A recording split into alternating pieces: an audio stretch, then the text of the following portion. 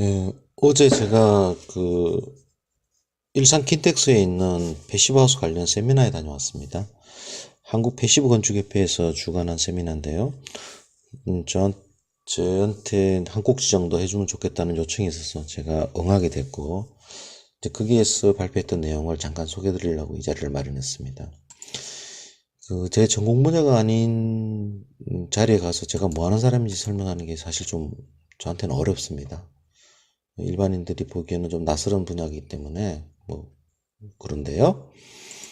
일단 제가 결론은 건축과는 별로 관련 없는 사람이다. 그러니까 건축에 대해서 정확하게 제대로 알고 있는 사람은 아니다. 그런 얘기입니다.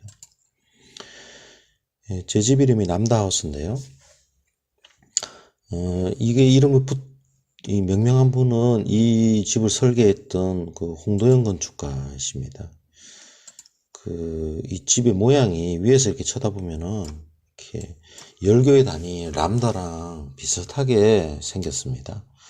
그래서 이런 명명을 했고, 제가 그 명명에다가 청출어람의 람자를 따서 다시 이렇게 람다라고 다시 첨부했습니다. 발표한 내용이 이제 패시브 하우스란 무엇인가라는 그런 주제하고요. 또 제가 왜 패시브 하우스를 선택하게 되었는지 관련된 내용입니다. 따분한 내용 같지만 사실은 이거를 고민했던 사람들에게는 하나의 화두가 될 수 있는 내용이라고 생각해요. 먼저 이제 제가 2014년도 10월 달에 저희 집을 준공을 했고, 그 뒤로 이제 실내 온습도나 에너지, 이런 그 거주 환경에 관련된 데이터들을 쫙 모니터링을 해왔습니다. 이 자리에서는 그 얘기는 하진 않을 겁니다. 굉장히 방대한 내용이고, 그게 한두 시간에 끝날 수 있는 내용도 아니고, 그건 뭐 이게 관련된 리포팅들도 제가 좀 했습니다. 제 블로그에 보면, 이 데이브리프라는 메뉴란이 있고, 이 란 안에 그 관련된 내용들이 정리된 채로 정리돼서 공개가 되고 있습니다. 그래서 그걸 참고하시면 좋을 것 같습니다. 람다하우스가 그럼 패시브하우스냐? 그랬으니까 이제 저를 불렀겠지만은 제가 봤을 때는 그건 아무도 모른다는 겁니다. 그러니까 우리가 패시브하우스가 뭔지에 대해서 국내적으로 우리가 정리를 한 바가 없습니다. 그러니까 답이 없으니까 답이 맞는지 안 맞는지 알 수가 없는 상태인 거죠. 어쩌면 제가 봤을 때는 우리가 또는 우리 당국이 정부가 또 관련 전문가들이 이걸 의도적으로 이 논의를 회피하고 있다. 패시브하우스라는 얘기들을 하기들은 하는데 근데 그게 뭐냐 이 얘기는 안 한다는 거죠. 일부러 안 하고 있다. 그 얘기를 제가 좀 하려고 합니다. 결론적으로는 일반인인 제 입장에서 보면 동쪽이 어딘지 정해놓지도 않고 동으로 가자고 자꾸 재촉한다 이런 얘기입니다.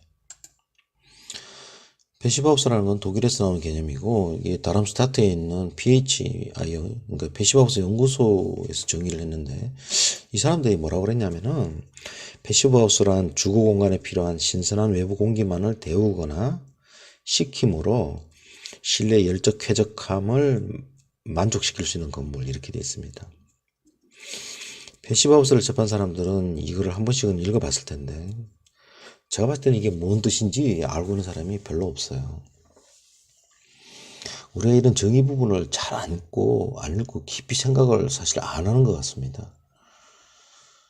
우리들도 뭐 이렇게 정의들을 쭉 하는데 국내에서도 뭐 법이든 뭐 제도든 보통 보면 이렇게 듣기 좋은 말 쓰고 이렇게 실제 내용하고 별 관련 없는 것들을 많이 써요.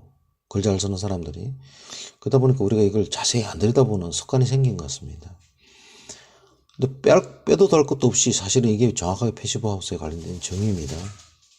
제가 이거를 조금 하나씩 짚어보려고 그래요. 일단은 집이라는 것은 공기가 들락날락 해야만 한다는 공간이라는 정의, 그 전제가 이 안에 들어가 있는 겁니다. 왜냐면은 얘기 자체가 필요한 공기 뭐 이렇게 벌써 시작하잖아요. 그러니까 과거에는 우리가 집을 놔도 뭐 공기에 관련된 얘기를 신경을 안 써도 지가 알아서 들락날락 했습니다. 천장에 지구멍도 있고 뭐 여러 가지 틈새가 있었던 거죠.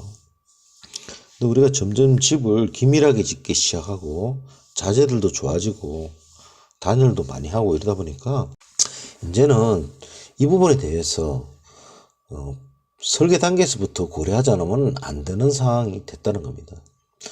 집이 공기가 들락날락하지 않으면 그게 사람 잡는 가스실이 됩니다. 신선한 공기는 계획되고 통제되어야 되는 시대가 됐고 반드시 그렇게 되어야 된다는 겁니다. 이 부분에 대한 고려가 없이 집을 설계한 사람은 이제는 건축 설계사로서 자격이 없는 사람들입니다. 무엇이 주거 공간이냐는 겁니다. 그 보면은 패시브 하우스는 주거 공간에 이렇게 시작하지 않습니까? 뭐가 주거 공간이냐는 거죠. 길 가는 사람 붙잡고 물어보면은 100가지 답이 나옵니다. 100가지 혁명이라는 거죠. PHI는 이거 정확하게 정의를 해놨습니다. 바닥이 주거 공간이다. 패시브하우스의 난방 에너지 요구량 값이 보통 15kWh/square 이렇게 되어 있는데요. 이 스퀘어미터가 되어 있는 이 바닥이 트리티드 플로어 에리아라고 하고 우리가 뭐 유에너지 면적이라고도 하고 유효 바닥 난방 면적이라고도 번역하기도 하는데 이게 주거 공간이라는 거죠. 달리 해석될 수 없는 정확한 해석을 여기다 해놨습니다. 그러니까 패시브하우스를 설명하면서 뭐 실내 면적이 몇 평이니 뭐 이렇게 하는 거는 우리가 관용적 표현인 거지 패시브하우스 정의에 맞는 얘기는 아닙니다. 이거 굉장히 중요한 개념인데 이거 제가 설명을 좀 할 겁니다. 그러면 실내 면적이면 다 바닥이냐? 그것도 아니라는 거죠. 바닥에 포함되는 내용들이 있다는 겁니다. 냉난방이 일단 돼야 됩니다. 트리티드 플로어라는 거죠. 그냥 실내 면적이면 되는 거 아니고요. 거주자가 100% 사용할 수 있으면 원바닥, 사용하는데 제한이 조금 있으면 반바닥. 예를 들면 뭐 난방이 되지 않는 단순한 창고, 그 다음에 순수한 통로 기능만 하는 복도, 이런 거는 반밖에 안 쳐줍니다. 그 다음에 제한이 있으면 바닥으로 안 칩니다. 안바닥이죠. 1, 2층을 통과하기 위해서 만드는 계단, 또 칸을 나누는 벽체, 발코니, 베란다 이거 바닥이 아닙니다. 그러니까 패시브하우스의 면적 기준에 들어가지 않고 이거는 패시브하우스의 정의에 관련 없는 내용 면적들이라는 거죠. 이게 지금 저희 집의 그 평면도인데요. 이게 붉은색으로 이렇게 마킹 해놓은 데가 이게 바닥입니다. 그러니까 벽체 빠지죠. 또 계단 빠집니다. 그다음에 1, 2층을 관통해서 오픈시키는 보이도 당연히 빠집니다.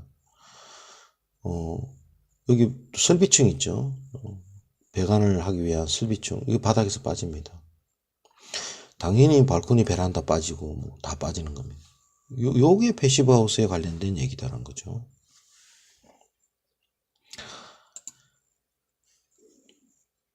이게 이제 집이라고 가정을 해보자고요. 높이가 6m짜리 하나의 공간이 있고 이게 집이라고 가정을 하면 이 집이 에너지 소요량이 30kWh/square 난방 에너지 요구량이 이 정도가 된다고 봅시다. 근데 여기다가 3m 위치에다 바닥을 하나 치잖아요. 그럼 이 집이 난방 에너지 요구량이 15kWh/square 로 줍니다. 반으로 줍니다. 건물 자체의 에너지 성능은 변동한 게 하나도 없습니다. 여기 뭐 단열을 더한 것도 아니고 뭐 한 게 아무것도 없어요.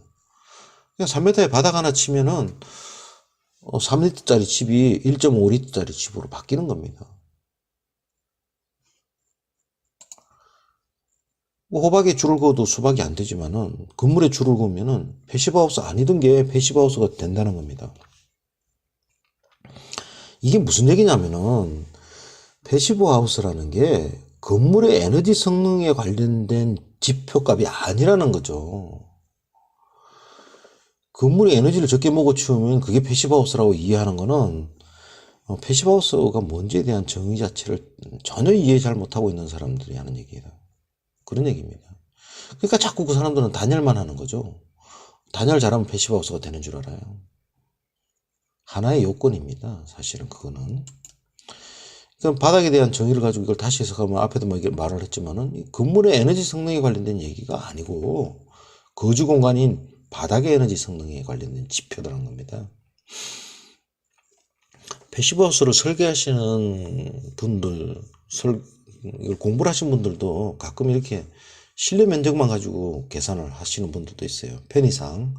계산하기가 쉽잖아요. 실내 면적은 이제 나와 있으니까 계산이.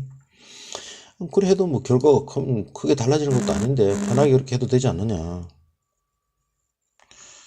근데 그거는 산술적이고 표피적인 해석이라는 겁니다. PHI 사람들이 그렇게 계산된다는 걸 몰랐을까요? 알죠, 그 사람들도.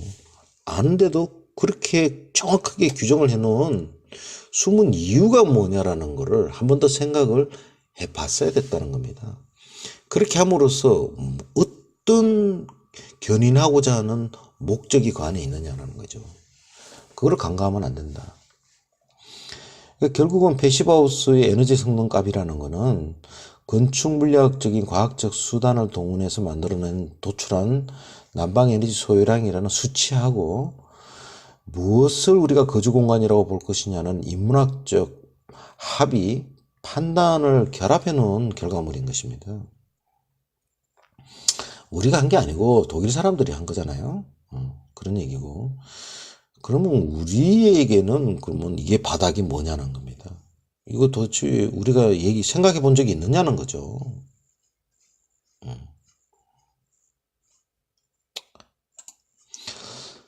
필요한 신선한 외부 공기량은 또 그럼 뭐냐는 거죠.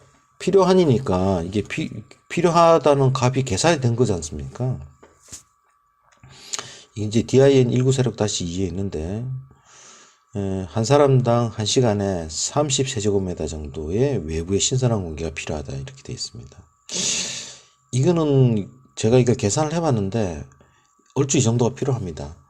이게 외부 신선 공기의 이산화탄소 농도하고 우리 폐쇄 날숨 들숨의 용량하고를 갖다 놓고 실내 쾌적 간격에다 미쳐놓고 산수적으로 계산해보면 얼추 이렇게 나와요. 사실은 뭐 이 사람들이 결정을 할 때는 뭐 어떤 방법을 했는지는 모르겠지만 상당히 리저너블한 근거가 있는 얘기라는 거죠. 그 다음에 이제 뭐 건물의 환규를 뭐 건물의 볼륨의 0.5회를 해야 된다 이런 얘기들도 있긴 한데 이게 사실은 무슨 근거가 있는 건지는 모르겠습니다. 이게 제가 봤을 때는 근거가 없어요. 이거는 이게 독일의 공조기협회에서 그 사람들이 실제 설치할 때 고려했던 평균치가 이 정도가 되는데 이게 뭐 법규상의 기준이 있는 것도 아니고 DIN에 있는 것도 아니고 PHI 같은 경우에는 최소 그 위생 환경을 위한 최소 환기 횟수를 0.3회가 돼야 된다. 이런 정의는 있습니다. 또 DIN 4107-6에 보면 거기도 보면은 결로 곰팡이를 위한 방지하기 위한 최소 환기량이 0.3회 정도가 되면 별도의 고려가 필요 없다. 뭐 이런 정의가 있긴 해요. 그러니까 이제 우리 국내법에는 이런 기준이 있습니다. 환기율이 0.5회 이상 돼야 된다. 뭐 이런 기준이 있는데 그 사람들이 내부적으로 무슨 시뮬레이션을 해보거나 뭐 연구를 해보고 결정을 한 건지 근거를 제가 알지를 못합니다. 열적 쾌적함에 관련된 얘기입니다. 그러니까 결국은 우리가 패시브하우스를 짓고자 하는 근본적인 목적은 열적 쾌적함을 달성하기 위한 겁니다. 어디에? 거주 공간에. 바닥이죠. 바닥의 열적 쾌적함을 달성하고자 하는 겁니다. ISO 7730에 규정이 되어 있죠. 범위도 있고 지표도 있고 내용을 듣다 보면은 복사 불균형이 4켈빈 온도 이하, 창호 50cm 거리에 앉은 사람의 발목 0.1m 높이죠. 그다음 머리 끝 높이가 이제 1.1m가 2켈빈 온도 이하. 실내 전 공간에서의 체감 온도가 0.8켈빈 온도 이하. 실내 기류 속도가 0.8cm, 초속 0.8cm 이하. 이런 기준들이 있습니다. 이거를 달성하기 위해서 난방 에너지 요구량도 필요하고 냉방 에너지 요구량도 필요하다는 겁니다. 목적은 이거다는 거죠. 그러면 우리가 기후가 독일하고 다르고 사람 방식이 다른데 예를 들면 우리도 열적 쾌적함을 정의를 이렇게 똑같이 했다고 보자고요. 보면 그럼 우리가 이거를 달성하는 데 필요한 난방 에너지 요구량이 15kWh냐? 이거는 아무도 모른다는 겁니다. 해본 놈이 없으니까. 범위 값인데 이게 이제 습도 값이고요. 수직이 수평이 온도 값인데 보면은 이제 한 3년 정도 4년 정도 제가 축적한 데이터입니다. 쾌적한 범위 또 불쾌하지 않은 범위 이렇게 쭉 돼 있습니다. 나중에 한번 더 설명을 하죠. 독일 사람들이 정한 거죠. 우리가 정해놓은 건 아닙니다. 이 범위가. 제가 봤을 때는 뭐 얼추 맞는 것 같긴 해요. 우리한테도. 사람이 뭐 크게 다르겠어요? 시킬 수 있는 이 뭔 뜻이냐는 겁니다. 그러니까 열적 쾌적함을 만족시킬 수 있는 이렇게 되어 있는 겁니다. 그런갑다 할 게 아니고 그게 뭔 뜻이냐는 겁니다. 이게 PHI의 닥터 페이스트가 쓴 글을 보면은 이 단초가 나옵니다. 그러니까 거주 공간인 바닥을 수도 스테디 스테이트 유사 정상 상태로 만든다. 이런 뜻이라는 거죠. 이게 이제 수리학적 정의는 좀 복잡한데 뭐가 수도 스테디 스테이트냐? 이거를 이제 건축에서 알아듣기 쉽게 이걸 정리를 하면 이런 겁니다. 앞에서 정했던 열적 쾌적한 범위 안에서 그 지표값의 변이가 모든 공간에서 시간에 대해 일정한 상태가 된다. 이런 뜻입니다. 이게 무슨 뜻이냐면은 다시 얘기하면 패시브 하우스라고 하더라도 스테디 스테이트는 아니죠. 온도, 습도나 또는 기류 속도나 이런 것들이 변동합니다. 우리가 여름 온도 다르고 겨울 온도 다르거든요. 이 스테디 스테이트는 아니고 유사 스테디 스테이트라는 겁니다. 그러니까 변하긴 변하는데 그 지표값의 변이가 TFA 모든 거주 공간에서 시간에 대해서 일정하게 같이 변한다는 거죠. 그게 시킬 수 있다라는 뜻이라는 겁니다. 일정하게 변하지 않으면 시킬 수 있는 게 아니고 그게 안 되면 패시브하우스가 아니라는 겁니다. 그러면 그렇게 하려면 필요한 요건이 있는데 그 요건이 뭐냐 하면은 필요한 외부 신선 공기만 데우거나 식히는 것으로 에너지 평형이 유지될 수 있을 정도로 바닥의 에너지 성능이 좋아져야만 그게 가능해진다는 겁니다. 그러니까 바닥의 에너지 성능을 15kW나 뭐 이렇게 낮추는 것 자체가 목적이 아니고 그렇게 해야만 이게 가능해진다는 뜻입니다. 예를 들면 우리가 이걸 다시 한번 생각을 해 보시자고요. 예를 들면 패시브하우스가 아닌 일반 주택이 있다고 보시자는 겁니다. 거기도 환기장치가 있는데 들어오는 공기를 데우고 식히는 것만으로도 냉난방이 안 되느냐는 겁니다. 안 되는 게 아니고 됩니다. 온도 세게 해가지고 넣으면 되지 않습니까? 공기량은 이제 정해진 게 있으니까 늘리거나 줄일 수는 없죠. 그 필요한 공기량만큼을 계산을 해가지고 집어넣는데 온도를 뭐 80도 90도 올려서 집어넣으면은 냉난방이 되겠죠. 그럼 무슨 문제가 생기냐면은 안에 복사 불균형이 생긴다는 거죠. 쉽게 말해서 운목 아랫목이 생긴다는 겁니다. 공기가 공급되는 곳하고 떨어진 곳하고 온도차가 심하게 날 거 아닙니까? 그거는 유사 정상 상태가 아니라는 겁니다. 그거를 유사 정상 상태가 될 수 있을 정도로 만들려면 공급되는 공기의 온도가 낮아지면 낮아질수록 불균형값이 줄어들 거 아닙니까? 그 정도로 낮아져야만 유사 정상 상태를 만들 수 있다. 이런 뜻입니다. 이거를 조금 더 해석을 더 깊게 하자면은 꼭 공기를 데우거나 식히에만 패시브하우스가 또 되는 건 아니에요. 개념적으로는 그런 개념이고 정확하게는 그거를 데우거나 식히는데 필요한 정도의 에너지만을 사용했을 때라는 뜻입니다. 그거를 바닥 난방으로 공급하거나 뭐 히터로 공급하거나 뭐 다른 뭐 에어컨으로 공급하거나 해도 됐는데 그 에너지 양이라는 게 필요한 공기량, 외부에서 들어온 필요한 공기량은 현재 실내 공기하고는 다른 상태잖아요. 그거를 실내 공기 상태로 바꾸는 데 필요한 에너지가 이 정도가 15kWh/제곱미터가 됐을 때 유사 정상 상태가 되고, 그러면은 전 공간에서 일정하게 컨트롤이 된다, 이런 뜻입니다. 그러니까 패시브 하우스를 졌다는 사람들 중에, 예를 들면은 겨울에 불안데도 실내 온도가 26도, 27도가 된다고 얘기하는 사람은 그 패시브 하우스에 관련된 얘기를 한 게 아닙니다. 건물의 에너지 성능에 관련된 얘기라고는 말할 수 있지만, 패시브 하우스에서 정의한 쾌적한 열적 쾌적함에 관련된 지표하고는 완전 빗나간 얘기를 하는 거죠. 또는 건물을 내단열을 하게 되면은 유사 정상 상태가 전혀 만들어지지가 않아요. 내단열로는 답이 안 나옵니다. 이거 이따가 제가 조금 더 얘기할게요.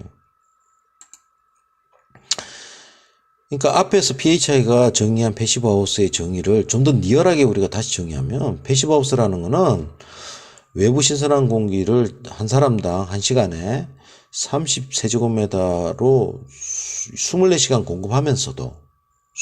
공급하면서도 문 닫아놓고 사는 게 아니에요.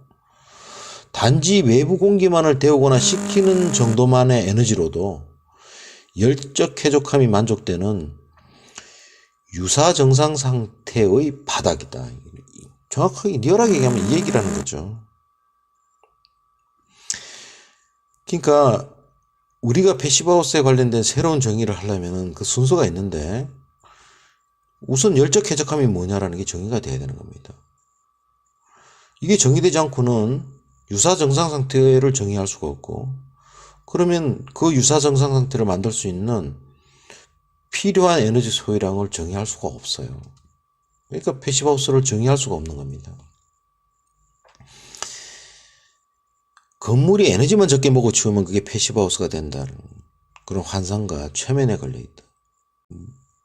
뭐가 패시브하우스인지를 정확하게 이해를 못하고 있다, 이런 얘기입니다. 그게 다 정의가 됐다고 쳤을 때, 그러면 어떻게 하면 그렇게 되느냐, 화투두에 관련된 얘기는 그 다음 얘기라는 거죠. 그러니까 이걸 정해놓고 그 목표에 맞춰서 수단을 써야 될 거 아닙니까? 그것도 정해놓지 않고 어떻게 하자는 얘기를 하는 거는 이게 본말이 전도된 얘기라는 겁니다. 그걸 왜 안 하느냐는 겁니다. 그걸 해야 돼. 그걸 해야 뭐 다 풀릴 텐데 왜 안 하느냐는 거죠. 이거 극단적으로 얘기하면 할 줄 아는 놈도 없고, 하라고 시킨 놈도 없고, 할 놈도 없고, 더 중요한 거는 해서도 안 되는 이유가 있어요. 하면 절대로 안 돼요, 우리가. 왜냐니까 우리 정부가 가지고 있는 정책 수단이 이거를 할 수 없도록 만들고 있습니다. 하면 안 되도록 되어 있는 거죠. 우리가 예를 들면 공동주택에 내단열하고 삽니다. 내단을 하게 되면 어떤 문제가 생기냐면은 실내 복사 불균형이 극단적으로 커져버려요. 모든 벽체가 단열재이기 때문에 에너지 완충 능력이 없습니다. 스티로폼 통속이잖아요. 그럼 겨울에 햇빛이 비치면은 거실 온도가 확 올라가요. 근데 거실 뒤에 햇빛이 안 되는 데는 온도가 낮아집니다. 복사 불균형 값이 확 벌어집니다. 또 우리는 외부 차양장치를 안 하잖아요. 그러면 여름에 직달광선이 실내를 때리게 되면은 또 온도 불균형이 확 넓어집니다. 그러니까 건물의 에너지 성능에 관련된 얘기는 우리가 할 수 있고 정책적 수단도 가지고는 있지만, 실내의 거주 공간인 바닥의 열적 쾌적함에 관련된 정의는 절대로 못한다는 거죠. 우리가 가지고 있는 정책 수단을 가지고 만들어질 수 있는 열적 쾌적함을 갖다 놓고 이거를 우리가 정량적으로 선언을, 예를 들면 뭐 측정을 해가지고 이 측정값을 갖다 놓고 외국의 학회나 세미나 가서 얘기를 하게 되면은 완전 웃음거리가 되는 거지. 그거 많이 이상한데? 이런 얘기를 안 들을 수가 없는 겁니다. 그러니까 우리가 제로 에너지 하우스는 쉽게 만들 수 있을지 몰라요. 근데 패시브 하우스는 못 만듭니다. 이 정책 가지고는요. 다른 말로 해가지고는요, 제로 에너지 하우스가 곧 패시브 하우스의 정의를 만족하느냐, 전혀 별개 얘기입니다. 그렇지 않다는 거죠. 물론 기술적으로는 패시브 하우스가 되면 제로 에너지 하우스가 되기는 굉장히 쉽습니다. 쉽다고 해서 제로 에너지 하우스가 다 패시브 하우스는 아니라는 거죠. 부분의 정의, 전체의 정의 아니라는 겁니다. 근데 마치 우리가 제로 에너지 하우스는 패시브 하우스보다 더 좋은 집이다, 뭐 이런 환상에도 젖어 있는 것 같아요. 5리터짜리 집이든 10리터짜리 집이든 막 액티브 뭐 태양광 패널 달고 열장치 달고 지열장치 달고 막 달아가지고 제로 에너지 만드는 거 쉬워요. 그렇다고 해서 그 집이 열적 평형에 관련된 문제가 해결되어 있느냐는 건축 물리학적으로는 전혀 다른 얘기다. 별개 얘기다는 겁니다. 냉혹하게 얘기하면. 이거를 우리 건축 전문가들이나 다 정책자들이 모르고 있는 건지는 모르겠어요.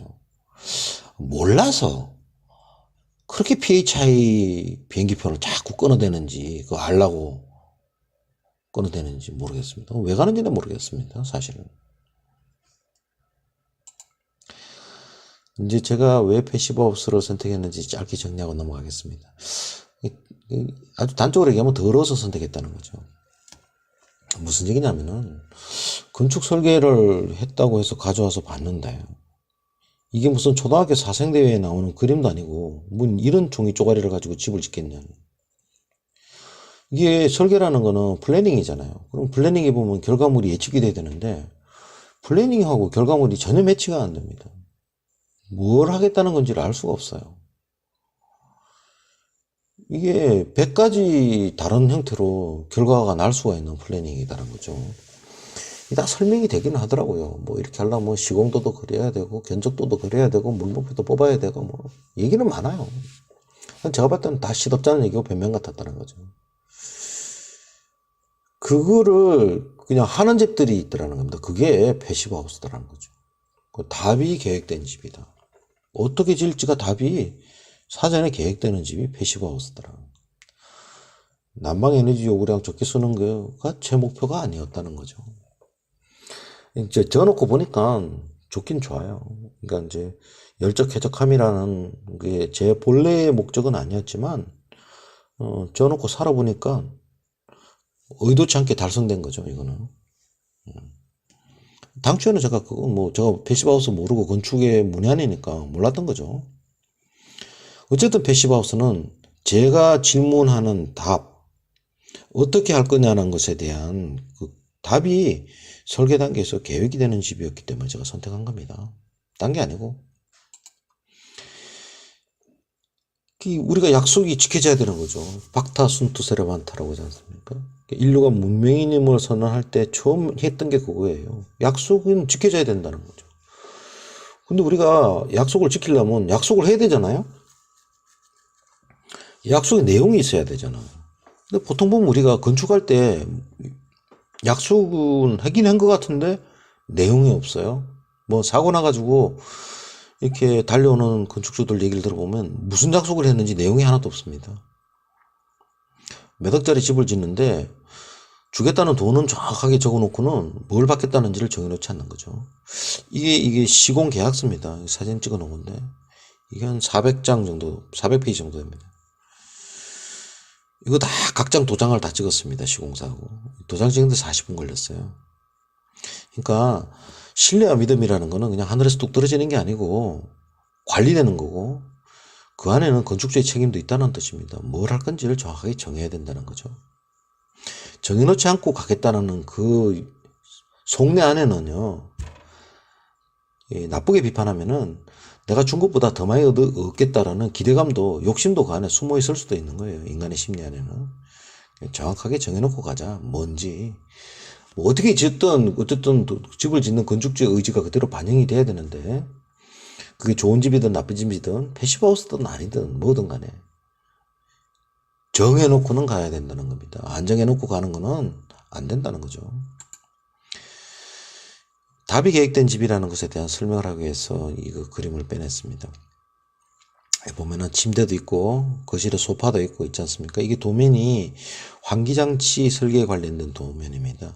파란색이 이제 공기가 공급되는 급기, 노란색이 이제 공기가 빠져나가는 배기 라인들인데요. 이 침대도 있고 소파도 있고 있지 않습니까? 건축 도면에서 실내 가구 그려놓은 거 보신 적이 아마 없을 겁니다. 이거 그리면 화내는 사람도 있어요. 이거 왜 그랬냐고.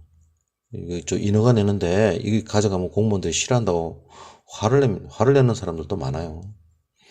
실제로 공무원들이 싫어합니다. 이거 왜 그려? 이거 뭐 인허가와 관련 없는 게 왜 여기 들어와 있느냐고.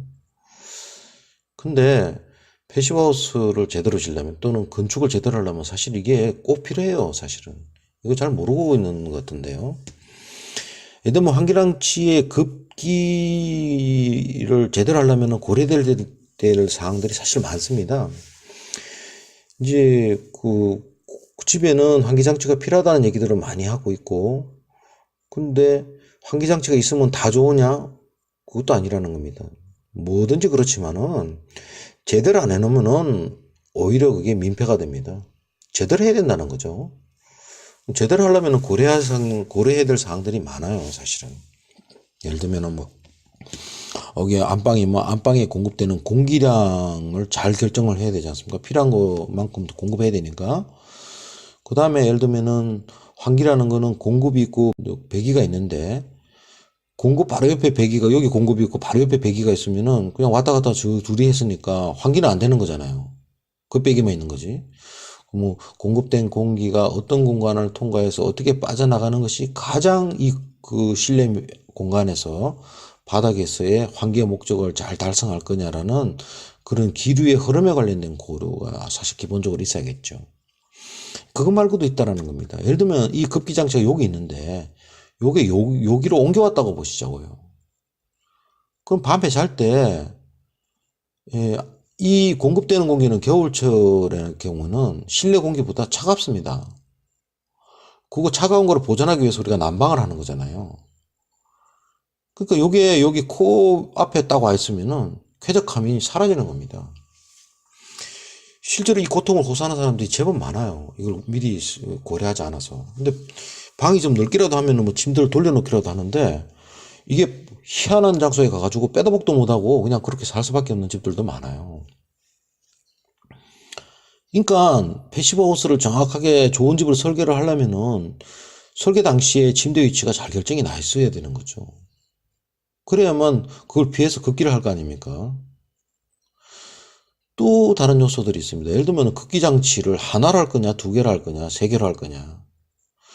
한 개라도 기술적으로는 그 필요한 공기량을 다 공급할 수가 있습니다.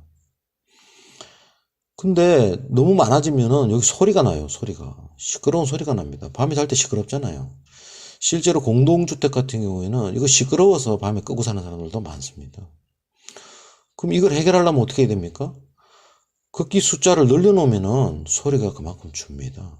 그러니까 시설 용량이 허용하는 범위 안에서는 최대한 고려를 해서 그 가능하면 침실 같은 데는 급기 숫자를 늘려서 소리를 좀 줄이는 노력이 필요한 거죠. 그 다음에 또 고려해야 될 점들도 있습니다. 예를 들면 여기 보면은 여기 이게 급기 장치들인데 여기 있고 여기 있고 여기 있고 있지 않습니까? 이 위치가 가지고 있는 공통적인 특징이 창문 앞이라는 겁니다. 왜 여기가 아니고 여기냐는 거죠. 여기다 해도 될 텐데. 창문 앞에 하면 어떤 장점이 있느냐면은 이 외피라고 하죠. 벽체인데 벽도 있고 창문도 있고 쭉 있지 않습니까? 그러면 이 외피 중에서 단열 성능이 제일 떨어지는 부위가 어디냐면은 창문입니다. 창호가 제일 떨어집니다. 그러니까 창호가 결로가 제일 많이 쉽게 일어나는 분야인 거죠. 아무리 비싼 최고급 창호를 갖다 놔도 벽체보다는 단열 성능이 당연히 떨어집니다. 외부에 급기되는 온도, 그 공기가 실내에 있는 공기보다 상대적으로 습기가 작습니다. 건조하다는 거죠.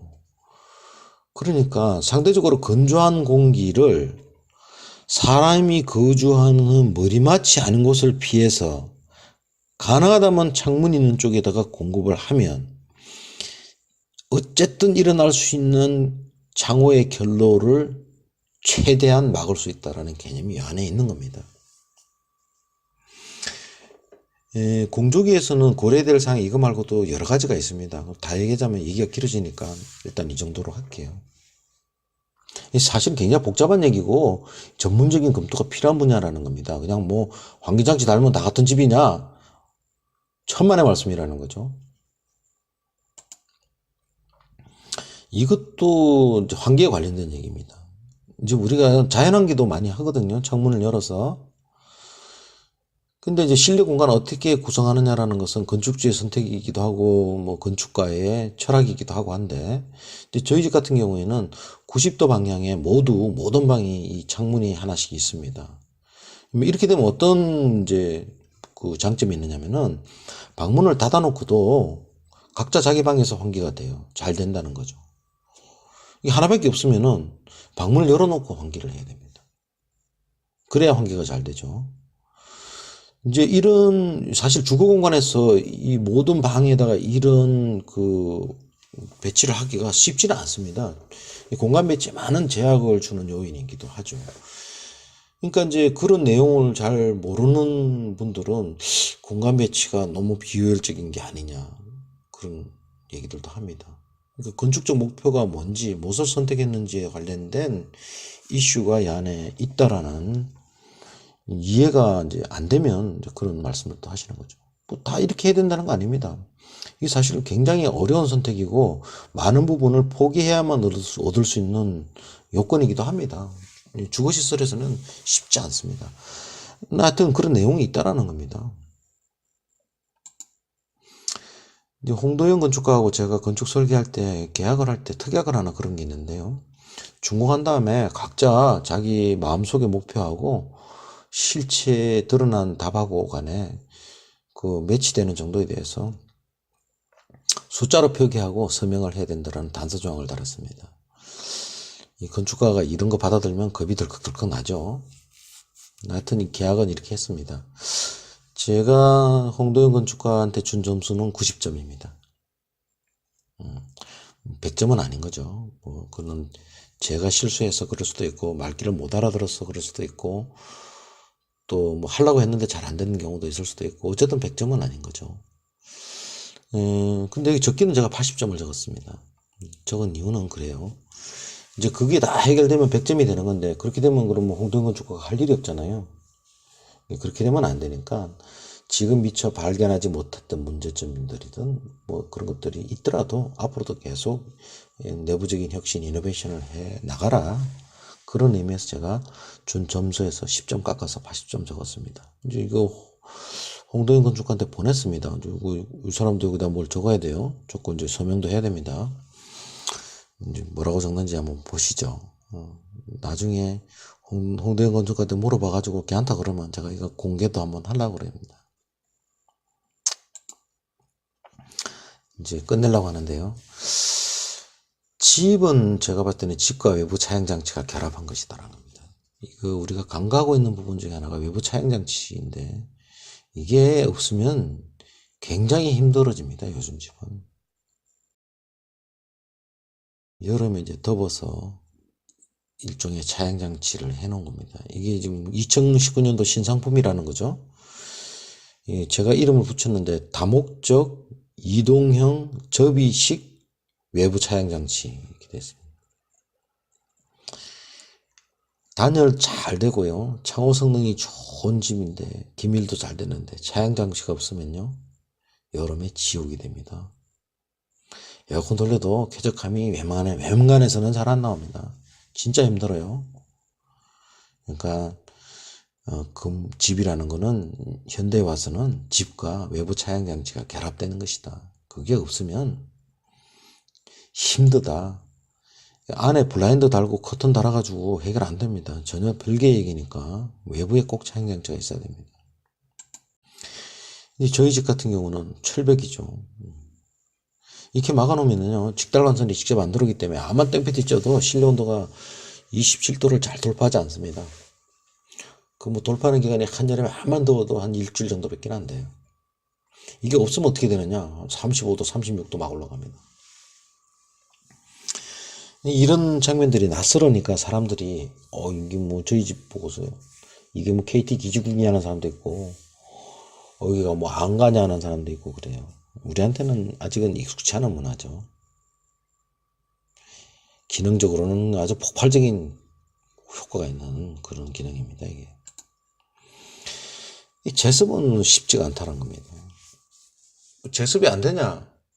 제습 됩니다. 이게 제습기 갖다 놓으면 제습이 되죠. 그 얘기가 아니고, 패시브 하우스의 정의에 부합하는 건축 물리학적 솔루션은 쉽지가 않다라는 겁니다. 제습기 돈 주고 사기가 힘들다는 얘기가 아니고요. 여기 보면은 이제 이게 온도 라인인데 26도를 넘는 이게 한 4년치 데이터인데 사실 횟수가 얼마 안 됩니다. 27도는 안 넘잖아요. 근데 실내 습도 상한선을 60%라고 보면은 상대 습도로 보면 이건 뭐 여름철에는 수시로 넘어가요. 이거를 에어컨 돌려가지고는 잘 내리기가 힘듭니다. 왜냐니까 이게 일반 주택 같은 경우에는 이제 그 온도를 내리는 부하를 현열 부하라고 하고 습도를 내리는 부하를 잠열 부하라고 하는데 제습 부하라고도 하죠. 이 비율이 한 7대3 정도 됩니다. 근데 에어컨의 냉방기의 그 현열하고 제습의 부하 처리 패턴도 7대3 정도가 돼요. 그래서 일반 주택에서는 그냥 에어컨 온도 내리면 제습이 같이 해결됩니다. 근데 패시브 하우스는요, 아까 봤지만은 직달관상을 차단하고 이렇게 해서 현열 부하가 없습니다. 그래서 실제로는 뭐 1대1이 되기도 하고 비율이 더 낮기도 해요. 이렇게 되면은 에어컨 돌려가지고는 제습이 안 된다는 거죠. 그래서 에어컨을 돌려서 제습을 맞추려고 그러면은 털잠바 입고 살아야 돼요, 여름에. 예, 이게 독일에서는 사실 이런 문제가 별로 없습니다. 왜냐하면 독일은요, 겨울이 우리하고는 반대예요. 겨울이 습도가 높고요. 여름이 건조합니다. 그 사람들이 이런 고민을 심각하게 할 필요가 없어요.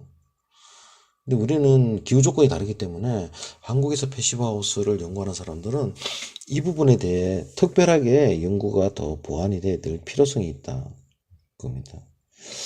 이것도 이제 제가 이렇게 몇 년치 데이터를 모아가지고 우리가 감성적으로는 알고는 있었지만 이게 정량화해서 이 데이터를 뿌리고서 이거 이슈가 이제 정확하게 부각이 된 거죠. 이제 요즘에 이거 갖다 쓰는 사람들 많아요.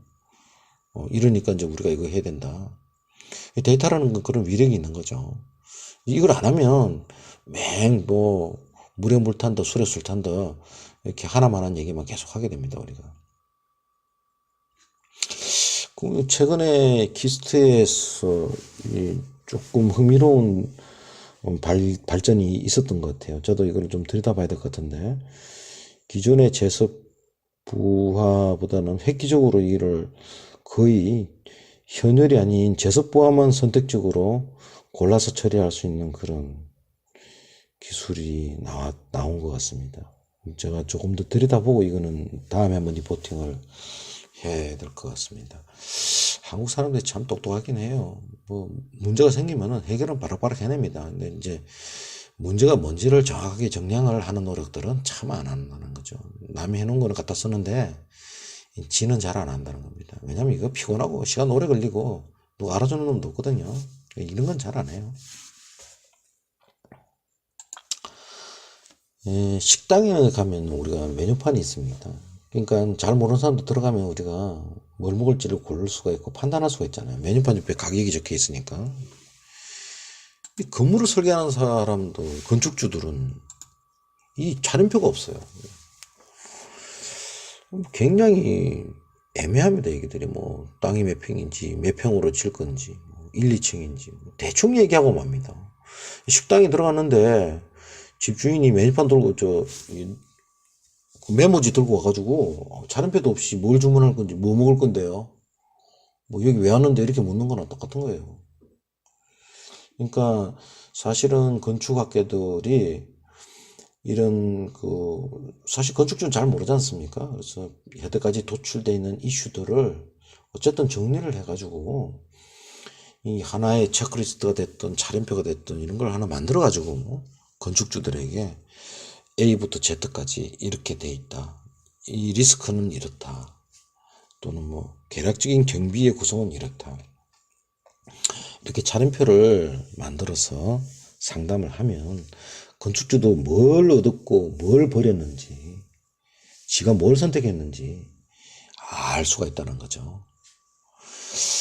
그냥 뭐 물에 물 탄 너 두리뭉실하게 뭐 안 해도 된다, 뭐 별 문제가 없다, 그래도 된다, 뭐.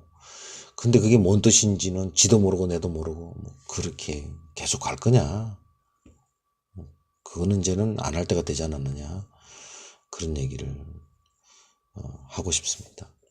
예, 제 얘기는 여기까지 끝났습니다. 뭐 제가 건축주라서 뭐 제대로 알고 하는 소리는 아니고 그냥 뭐 하는 소리가 그런갑다, 그 정도 이해하시면 되겠습니다. 감사합니다.